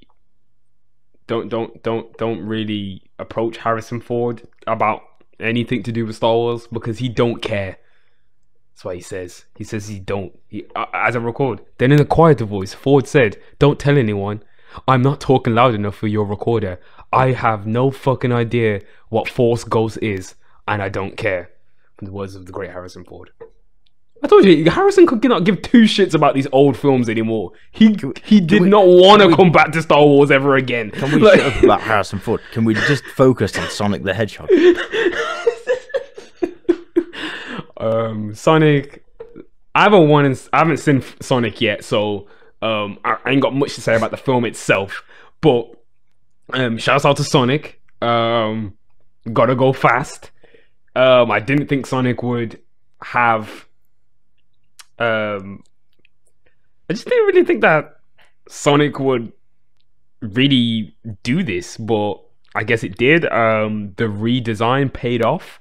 It was a great decision on the parts of everyone who was involved, whether that was Sega that got involved at that end, or was it Sega? To be honest, good you say this now, but Sega probably would have said something. Sega would probably be like, "Hey, like if you want to redesign it, like do first." Yeah, of course. Yeah. You had to remember. You have to make sure people kick up a fuss first. Do you know what I mean? Like you got to make sure this is the same Sega that's released Sonic Boom. Yo, Sonic Boom. Yeah, I watched a compilation the other day of like. Why are you watching compilations of Sonic Boom? Because I'm about to explain why. Funny man. So like, what's it called? I watched a convocation the other day of Sonic Boom, and it was about basically the writers of the show getting really fed up with the fan base, and they just started dissing the fan base without the series. It actually got quite funny towards the end. They actually started saying, "Oh, but then again, the fans might cry because you changed the design of his shoes," and there was a particular game where they changed the design of Sonic's shoes, and everyone got upset about it. They started really taking the piss out of their fan base. I love shit like that. I love it. I love it when people start taking the piss out of the fan base, because you start seeing the fan base arguing with themselves. Like, it's just great stuff. Yeah, I want to say I don't condone stuff like that, but obviously I don't condone that. I'm just joking. But like, but the writing staff obviously just got really fed up with making Sonic Boom. Like, it was still pulling in numbers because, hey, it's a kids' TV show. Like, kids are gonna watch it. They don't care if Sonic has fucking leg warmers on. They don't care if Knuckles has like some bandages on his arm. They're children. They're not gonna care about that. I will say the Sonic the Hedgehog fandom is has its weird sections. So weird section, man. This is still a kids entity, and exactly. Like, come on now. Don't tell people to go on YouTube or wherever. No, yeah, I wouldn't. Don't suggest that. I wouldn't go anywhere and search for anything, but let's just say Sonic is a crazy fandom, and there's some crazy things out there attached to the Sonic mantle, which is really weird. And if you want something to do, go and watch the Man in the Iron Mask or whatever it's called, and don't Google that. Because that's something I'd much rather do. Gosh, I remember like all through college. You know, I'm not even getting into that. College, yeah. College was dark days. That's all I'll say is college was really dark days for us because we had to endure Sonic for a long time. Yeah, I'm moving on, man. I'm moving on. Even at uni, it came back. There was my team leader was a massive supporter of Sonic, and I hope he's out there because fuck him in it. Like, that's it. Yeah, Birds of Prey. What are you on about, Birds of Prey? I'm just saying, you seen it? Heard anyone who's watched it yet? I've not seen it. I was tempted to watch it, actually. You know, as much as we sort of... I wanted to watch it to Bush... on it, but I am interested. I wanted to watch it to Bush joke on it, but then, like, I don't want to unexpectedly start liking it. Like, I don't think I'll like it fully, but I think I'll like the Harley Quinn in it. It's very... So the Harley Quinn animated series, I think, was sort of made in anticipation of this film coming out as well, because they have very similar themes. Whether that's just to jump on the bandwagon of empowering women, I don't know. I don't want to say that because, you know, obviously I fully condone stuff like that. We both do. But maybe it was just a clever marketing decision to jump on that bandwagon at this time and release 2 films based on it.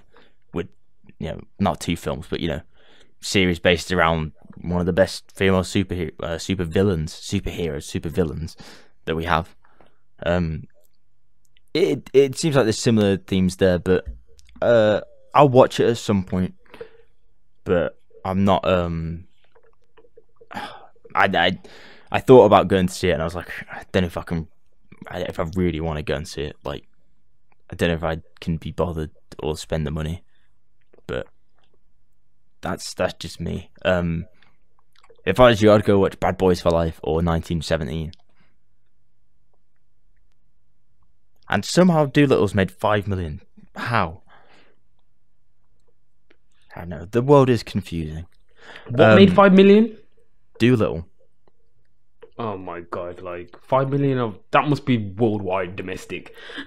I don't know how that. No, I don't know what. Well, I heard somebody at work for the 2-day weekend. I heard 2 people, like 2 customers at work, saying they're going to watch it. I thought, do I intervene? But I didn't. No, I didn't intervene. I let them proceed. I let them proceed to the cinema. They said they were quite excited to go watch Doolittle, and I don't think they knew what they were getting themselves into. They were talking about the Eddie Murphy one. I think they need to know that it's not the Eddie Murphy one. I feel like if you're going to watch that film, you should know about it before you go and watch. Like, if you're going to watch any film, you should at least have some context before going to watch it. Like, oh my god, for sure. I don't know. Like, I mean, they deserve what they're getting. Final thing that we have for this, that I want to speak about on this. If you remember back in E3, we had Ubisoft come out and say they were making a TV show. Pretty weird, yeah. But it had the Always Sunny creators on the back of it. So you had Rob McAnally and Charlie Day, writers on this. This is Mythic Quest. Come to Apple TV this week. In fact, not this week, last week. It's basically, if you ever watched Silicon Valley and you've ever watched Always Sunny in Philadelphia, then it's basically a mashup of those 2 put together, but in a game studio. It doesn't seem great when you first watch it, but it's actually very, very good. And to come full circle and go back to the point I made earlier about political involvement in games, they do actually have a problem where they have a Nazi infestation in their MMO. And okay. I just think it's great, like, that they can do that, and Ubisoft are like willing to do stuff like that. Is that why? So how did they deal with the problem then? I sort of told you. I mean, it's not really spoilers because it's a. Oh no, it's cool. It's a comedy series. Nah, it's cool, innit? We'll just discuss it because obviously I feel like this is important stuff to talk about because, you know, these are potential, you know, solutions to problems that we have within our community, innit? So they didn't really solve it in the best ways. They just kept making things that Nazis might like, and we're like, we'll just play it off as a glitch. which is funny in the context of it, like it is. Yeah, of course, yeah, funny in the show. But you'll have to watch the whole. Like, it's a really good episode, I must say. But that's what I mean. Like, it's basically Always Sunny, but set in a game studio. It's great. But they did solve it by just putting all the Nazis on a private server and just let them fight between themselves and call each other dickwads, and it's quite funny. So that's how they see. I get it. It's like almost like saying like, let's just send everyone to like one island just to scrap, like battle royale. And when I mean battle royale, I mean the real battle royale, not none of this bullshit we're seeing and not Hunger Games. Okay. Like that's. So you mean you just your solution would be to send everyone to an island? No. I mean like it's weird because I'm just thinking like. That is just why like we don't get into politics. That's what I'm saying. Like, no, but I'm saying politically wise, I feel like people would now that I like think back on it, I feel like people would probably try and raise issues with that. Probably try and think that that's not fair to do in a game. Well, it might even become an ethical issue because like you shouldn't be putting all these people together like in one area. Like, I don't know. Like, I just feel like this would just start breaching other like laws and stuff like that. I don't know why, because why hasn't anybody tried to do something like this in the past? It kind of suggests that maybe it's not allowed. Do you know what I mean? Like, I don't know, like what the semantics around it are. Well, it sounds like on paper it sounds like a good idea, innit? But then when you start thinking about it, it can start causing real issues. I don't know. Maybe it isn't. People don't know. I don't know. The Ubisoft are involved in this in some way.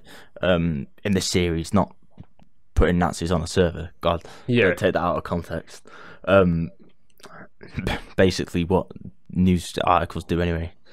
So there we go. We've made the news tomorrow morning. It's good promotion. Yeah, but no, it's a really good series. If you like Always Sunny, you like the humor of Always Sunny, then you'll absolutely love it because it's perfect. Like, it mixes gaming and Always Sunny together perfectly. It's like Silicon Valley, but a little bit more. It's got more of the Always Sunny aspect to it as well, where it's got the offensive stuff on it. Like, it deals with, like, Always Sunny does deal with good topics, but in an offensive way. Like, yeah, well, it's like South Park, isn't it? That's what South Park does. They deal with topics in an offensive way. Like, satirical comedy, but whereas deals with the stuff. Whereas when what we was just discussing, Bojack deals with that in such much more of like a serious way. Do you know what I mean? Like, even though it started off with comedy, it also had this really serious tone to the show. And like, I would arguably say the second half of Bojack is much more darker and serious than the first half. Even though the first half had dark aspects, but it was played off, don't you think? A lot more. It was played off a lot more. Yeah, and I think that is, if you watch Bojack, that was us as the viewer experiencing Bojack on drugs. He's seen everything was great, and then you come to see as he tried to get sober, everything started to go a lot more darker and worse and worse. Joe, I might have to actually do like a whole thing on Bojack. Take a look at it as a show now that it's over. Because there must be so many things that could be connected together now.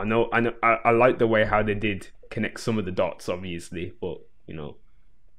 Well, my recommendation would be, if you're interested in that, go follow the subreddit, because people talk about stuff like that all the time on there. But yeah, Mythic Quest is now on Apple TV Plus. Go watch it. It's very, very good. Especially if you love games and funny TV shows. Like, perfect. It's made for you.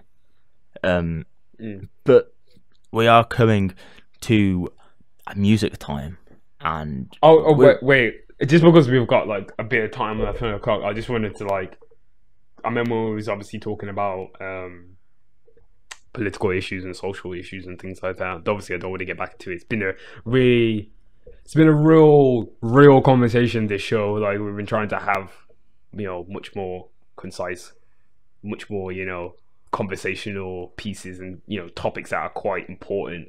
We're going down that sort of hard hitting dark alley Yeah, we are. Like we've did a change now. 50 in it. Like now we're over 50 in it. It's time for us to start getting serious about everything. Like, but as in saying that, Persona 5 Royal, is actually going to be altering scenes for the Western release after players of the game deem some of the scenes to be homophobic. Yeah, so I can agree with that though, because that's not really political. Yeah, no, that's what I'm saying. Like, I'm just talking about this is a case of a social issue. Do you know what I mean? And we should also point out that Japan does that a lot with their games anyway. Because Japan is weird. Yeah, I love Japan, but God, they do put some weird stuff in their normal games, and you're just like, okay. That's what I'm saying. Like, it's normalized, and it's not even normalized in a sense, but at the same time, like. But that's a social thing. Like that's a social thing. Society is so different to our society that they think that's normal, when we're just like, you complete weirdos. Yeah, but then they look at us and probably think you're complete weirdos. I'm about to say we do things that, you know, socially acceptable. Like, you know, I'm pretty sure people in more Eastern territories don't think it's socially acceptable for like us to like drink and like shout in the street and like throw shit around like when like our team scores or some shit like that. But we do, because that's a bit like British culture, in it. Like, shit like that happens. I've never done that. Shut the fuck up, Tom. You are like the biggest culprit of things like that, probably. Like, especially if you're down the pub with your man, them. Like, but I'm saying that social issues, socially acceptable things, like obviously the homophobic scenes are being deemed homophobic in Japan, but obviously they've seen how it can be viewed, they see how it can be deemed, it's being changed, and that is it. We haven't had anyone, you know, backlashing them. We haven't had anyone say we're gonna boycott Atlas. We haven't had anyone say we're gonna boycott Persona. We've had action. We've had someone come out. We've had them make a statement. We've had them alter the scene, and that is what has happened. Do you know what I'm saying? I'm seeing like where something good can happen. Do you know what I'm saying? We can have a dialogue. We can see what things are wrong in the game, and we can have it changed. Do you know what I'm saying? Like, we don't have to go down this route where sometimes. Yeah, but are they changing that scene for all regions, or just for Western, and keeping the other scene for Eastern? That is true. I mean, I'm not saying like we don't need to go into that. We don't need to know the details of why or if they are. But I think, like, again, it could be a good thing, could be a bad thing. Like you said earlier, you made a really good point of. Okay. So the Japanese one was released, and then that's when they send these scenes in the Japanese release that they didn't like those conversations. So in the Western release, they obviously just chose not to include those conversations anymore.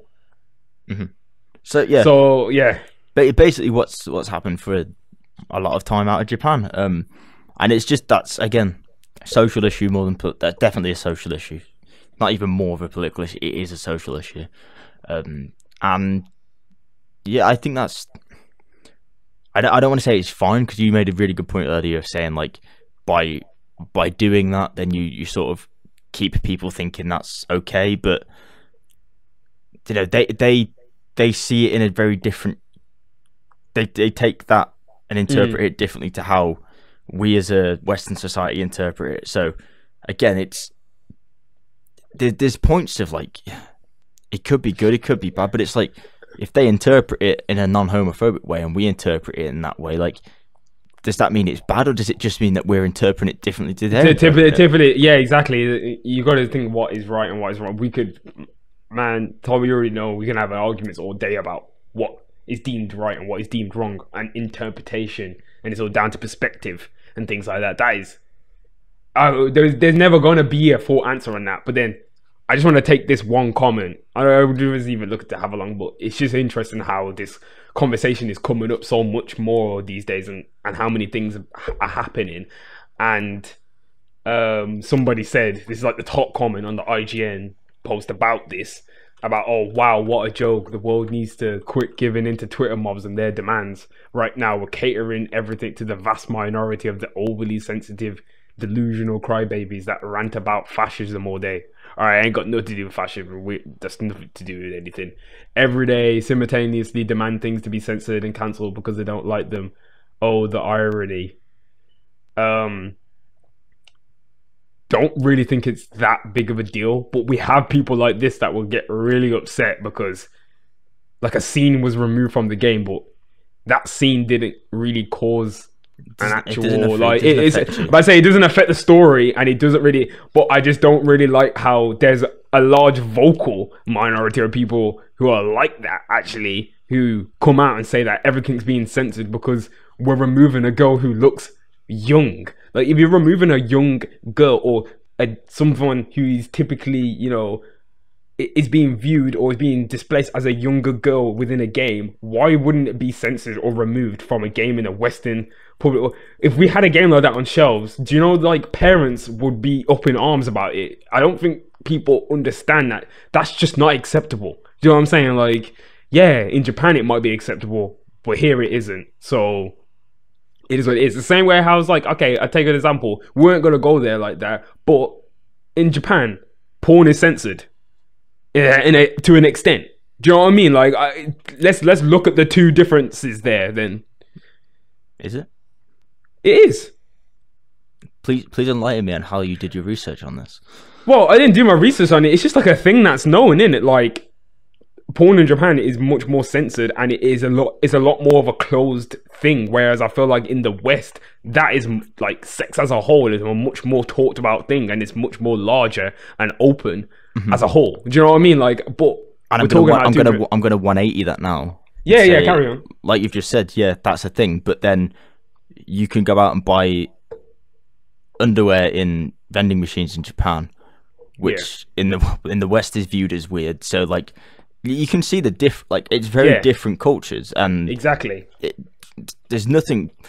I mean, we obviously have a different opinion and say that's weird because we're from the West, but realistically, like, if you grew up in that culture, would you think that's weird? Probably not, because it's normalized, and it's a very, very weird subject. That think about, Tom, like, some of the things that we've seen in anime and some of the things that we've seen in like games, like Japanese games or games that are like, you know, certain titles and things like that we've seen, and just think about if that was just out there for everyone to kind of like just see in there every day. People would be so shocked at watching some of the things. They'd be like, what the hell? Like, imagine a scene between like Hisoka and Gon. And you know how Hisoka's really weird about Gon in Hunter x Hunter? I don't know if you got to that part of Hunter x Hunter. That probably not. No, well, Hisoka. Let's face it. I've not watched. I've watched like probably one episode a year on that show over the last 5 years. Well, in Hunter x Hunter, there's Hisoka. He has this weird kind of grooming nature towards Gon and Killia, almost like he's waiting for them to get more powerful so he can kill them and suggestively do other weird shit with them. So like, do you know what I'm saying? Like, if that was just out on TV and that was a show that was created and made again, remade with the exact same dialogue in 2011, so that wasn't too far away. Now obviously now it is quite far away. It's about 9 years ago, but you gotta think it was only 9 years ago. Mm-hmm. Yeah, but I think like, yeah, it's a discussion that we can have, you know, maybe in more detail at some point. Like I said, if people want to get involved in this discussion, honestly, feel free, contact us, send us your opinions on this, because it's really something that we could discuss in more detail. And if we get enough people, like you said, we probably will do a special episode on this just to speak about it. But we will move on to music now. Because there are some a little bit more positive. Bridging the gap between music and gaming. 808s and Joysticks.com. We'll start with the new releases, because there wasn't really many. There was a few, but like there wasn't like too many. Mm-hmm. Let's start with a positive one. Fuck the World by Brent Faiyaz was released. Oh man, it's an amazing project. I love it, like start to finish. I wouldn't change a single thing. Like, it's probably one of my most played things at the moment. I just keep playing it day in, day out, and I keep playing Slow Rush as well. Tame Impala, like, wow, the album is really phenomenal. It kind of feels like a follow-up to Currents, if that makes sense. It's like weird, like sound-wise, it sounds like it's just kind of like following on. And yeah, we'll just keep carrying on anyway. Petals for Armor. I haven't actually listened to yet. Hayley Williams. I've been asking people what their opinion on it is, but we put a few tracks on the playlists over the last few weeks. There's some interesting tracks. I like Simmer. Simmer was hard. Yeah, Simmer was hard. I like Simmer. Obviously, Changes by Justin Bieber, what you're going to talk about. I actually haven't listened to the full album yet, so that is my current daily driver. I can't really discuss that. And there are some other ones. A Boogie with a Hoodie released a new album. Had some other ones on here. Crash My Car by Hook. Birds of Prey album. Did we put last week Unlocked? Denzel Curry, Kenny Beats. Have you listened to that album? No, I don't think we did actually. Oh my god, Tom! Amazing. Came out. 26-minute like animated like film as well out on YouTube. It's really good. Everyone go check that out. I've seen the film advertised. I've not watched it, but I did see the film. Oh, Tom, you'll definitely dig that. It's got stop motion in it and everything. It's crazy. Yeah, I'm gonna be. I mean, you already know this. If you know me, you already know this. But my honest opinion is I've not listened to anything else this week, so that's fair enough. I have sort of up until obviously when these new things came out, I've not listened to anything else. Like I've had 4 days and I've listened to one thing straight for 4 days. We've got Psychosocial EP by Indigo Childrick. It's really, really good. Now They Notice Us EP, ASAP Ant, Lord Fubu. Shout out to Lord Fubu, he's come a long way. Yeah, that is not really nothing, man. Like, I'm trying to think of some other things. There is probably other projects that have come out that I've just really forgot about. I'm taking a look right now. We're looking through Apple Music just to make sure I've got everything put down. Yeah, you can start. Oh, Green Day came out with a new album, but kind of sucked the way how they came out with the album. Like, they had like this massive billboard saying it's got no trap beats, it's got no nothing on there with real rock music. Listen to the album, not even real rock music. Yeah, that A Boogie album is called Artist 2.0. Pop Smoke had an album called Meet the Woo 2. Yeah, that's it. That Texas Sun EP by Carabin and Leon Bridges. Wow, it's really good. That's really good. You put that on the Leon Bridges is really good. Leon Bridges is amazing. If you don't know Leon Bridges, get to know. He's probably one of the best artists. He's like one of those people who's just great. Like you don't really hear too much from him, but he's like a James Fauntleroy and like The Dream and all those kind of people. They're just great artists. Blood Orange and things like that. Yeah, you'd probably go for a cheeky tipple with him. Yeah, Leon Bridges is just cool. Like, he was at the beginning of Phyllis London's album, so that's all you need to know about his artistry. So, we have two things. We can talk about Drake signing a multi-year deal to do live stream Ultimate Rap League battle stuff with Caffeine, or we can talk about Changes.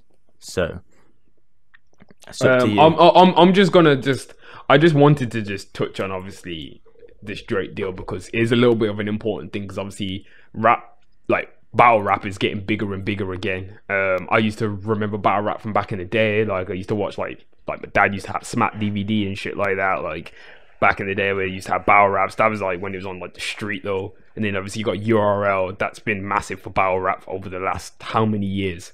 For Drake to actually be, signing a deal with another streaming platform. I don't know what Caffeine is. I've never heard of it. Caffeine. That's what I'm saying. I've never heard of it. Do you know what I'm saying? So honestly, I saw this and I thought like Drake had signed a deal with like some coffee company.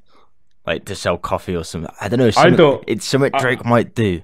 When I heard streaming service, I thought, is Drake like on another music? Like, you know what I'm saying? I thought he was going to be on another music thing. I don't know, but I think caffeine, by the looks of it, is like almost like a streaming service. Like it is like it is. Caffeine has a largely focused on partnering with high-profile celebrities like Offset. I don't know if I like Offset doing stuff. I know, but and obviously everyone loves Juju in it, so Juju's on there. So I guess like, but I don't know. It works, but I don't think that. Personally, for me, I don't think that paid streaming, like paying people to join your streaming service to do stuff, like I don't think that's like really making the best content. But I don't know. We'll have to see. I honestly just thought Drake had signed some sort of deal with like an energy drink company and was going into gamer gear, but I don't know. Maybe that's in the future. I thought it'd be a nice side thing for like his 100 Thieves stuff. Well, I think maybe if he does it properly, you know what Drake's like, man. He's got too many things. Like he signed that deal with that people are reporting that it was like $200 million deal with Sirius XM and Pandora, and we've yet to hear anything about that deal. So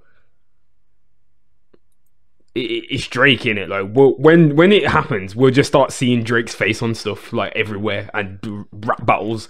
Everyone will be watching rap battles out of nowhere.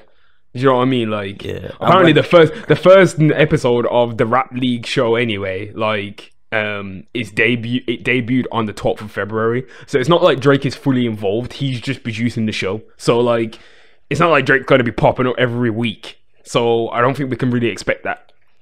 Well, it's just, like I said, it's just a way to sort of advertising it. Like you pay it. Oh yeah, of course. Like I mean, it's not like the best way, I don't think, to promote something, but I don't know. When we start seeing Drake's face pop up on energy drink cans and Drake branded Dorito dust, then we know we're hitting like peak season. But until then, I don't think I'll be watching anything like that. Yeah, and I'm not really too into battle rap. As I said, I used to be, but like not really that much anymore. But it's good to see that battle rap has a home in the in the new decade, and it seems like it's going digital, and the people who are really passionate about rap as an art form now have a chance to make some legitimate money off this. Yeah, I mean, good positive news. Yeah, that is, but like that's probably the positive. Do you know what, Tom? Like just before we get into like that last topic about changes, I didn't go through any like just new songs that came out over these last year, because a few new tracks did kind of just like release. Life is Good, Future Drake and The Baby and Lil Baby, the remix. It's actually quite good. Shot Again by Roy Woods. Yikes by Nicki Minaj is the brand new one. She's like promoing it. It's actually done pretty well. I expected it to do. Fantano gave that not as well. But he also gave Intentions a. So what does Anthony Fantano know about Fantano? Tom, I thought you just stopped even caring about what Fantano says, man. What is his review out yet? He clickbaited me. He clickbaited me in. Is this review out yet for? No, he's probably just not going to do a review. He's probably just going to give it 0 and move on. But oh well. Yeah, but it's not objectively. That's just not fair though, because like. Well, I don't know. To be honest, as I said, I ain't really been too hot on Fantano anyway, because like he really, his scale and whatever he judges music off really just doesn't make sense sometimes, because I don't know, man. Like he gives good scores to some albums that I'm listening to. I'm like, this shit boring as hell. Like I don't know. Yeah, that was it for singles. I don't think there was really anything else. Yeah, I've been listening to a lot of like I've been listening to the Brent Faiyaz project a lot, and like a lot of old music as well. So I've literally just been listening to Changes on repeat when I've had the chance to listen to music. Shout out O2 Worldwide as well. Like I've been listening to their album. Yeah, shout out to O2 Worldwide. And they liked our post as well, actually. So shout out to them. Yeah. But yeah, just a little sort of. We have 4 minutes to sort of speak about changes. For me, give me a rundown. For me, I wasn't feeling it too much the first time, but it's because it's so different. There's a few songs on there that I'm not a big fan of yet, like the song that has a feature with like I think Kyle, like, or I think it's Lil Dicky. Like, I don't care for Lil Dicky. I'm sorry, just don't care for Lil Dicky. The Post Malone song, I've not warmed up to that yet. Second Emotion with Travis Scott is pretty good. Like, I'll give him that. But the first half of the album is very, like, in my opinion, a little bit more poppy, and the second half is like very, very Journals 2.0. Like, you'll see. The first part's like sort of poppy R&B, and the second part's like very Journals R&B, but like taking it to that sort of next level a little bit, maybe 1.5. Oh, okay. But you'll definitely like some songs, and you definitely won't like some songs. It's a good project overall. I'll say that it is a good project overall. The more you listen to it, that's probably slightly biased from my end as well. It's not for everyone, and it's definitely not for his old music fans. You can tell some of the songs are obviously put on there to sell and be poppy. That makes sense. Obviously, that's what he's in the game to do. If he went completely like out there and just didn't put any songs on that could be like radio played, then doesn't make much sense, does it? But I think all the songs could really probably be radio played. But it's a good project. Probably not his best project, but it's so drastically different that I don't think you can compare it.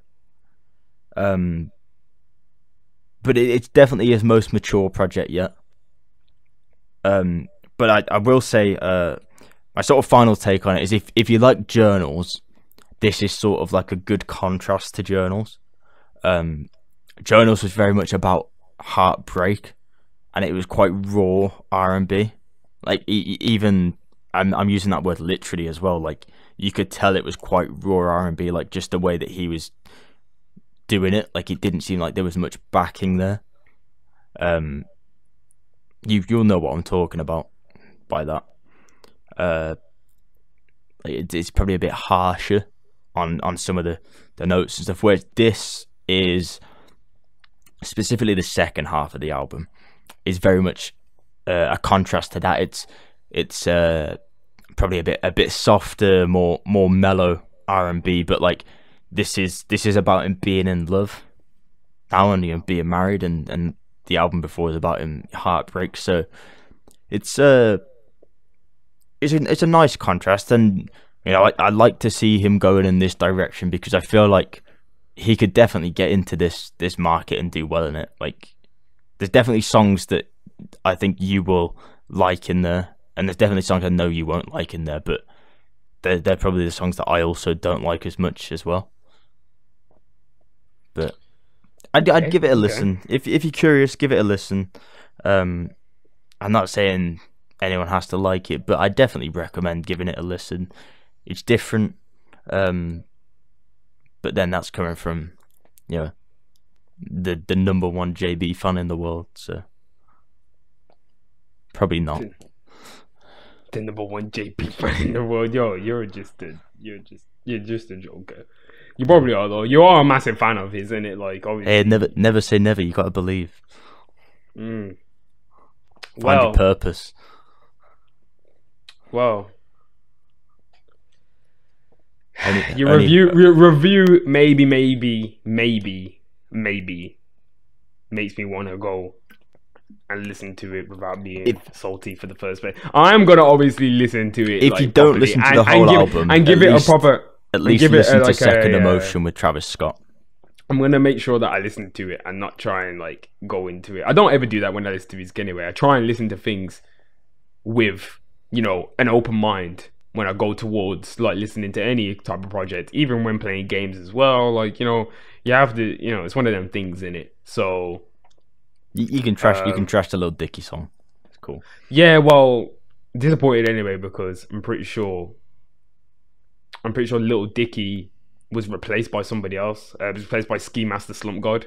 So that's just shit. Like, I wish I heard Ski Mask instead. Like, but you're a little bit upset now that Ski Mask could have been on the track instead. Nah, Lil Dicky.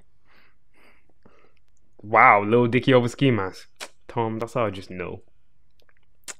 And that's the end. We've reached the end. Yeah, that's a bad ending, but we have reached the end. I do want to say just quickly before we go, like I keep saying throughout the show, if you have any opinions on what we've been discussing, please let us know on Twitter, 808s and Joystick without the S, and on Instagram or Facebook, 808s and Joysticks. Just let us know. You know, comment down below, send us a message. If you want us to open up like a discussion on this somewhere, we can open up a discussion. That it's definitely something that needs to be talked about. Definitely something that should be spoke about as well. Yeah, it should be. Also, like, just going to Twitter at the moment, I'm like, it's just really, it's just like discourse in the world is just crazy at the moment. Anyway, we keep on positivity. The world is crazy. The world is crazy.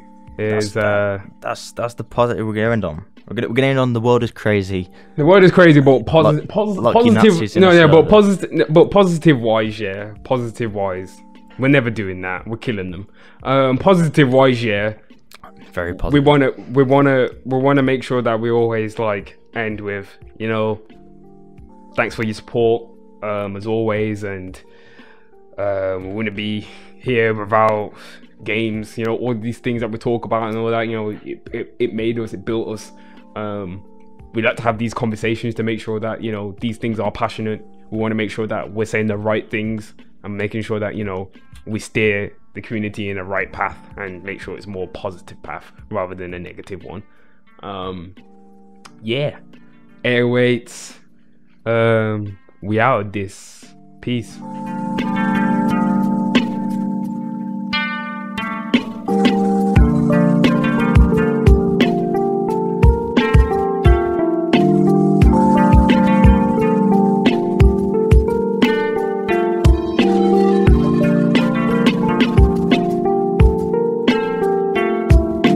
808s and Joysticks with Tom Stone and Tairell Haywood Brown.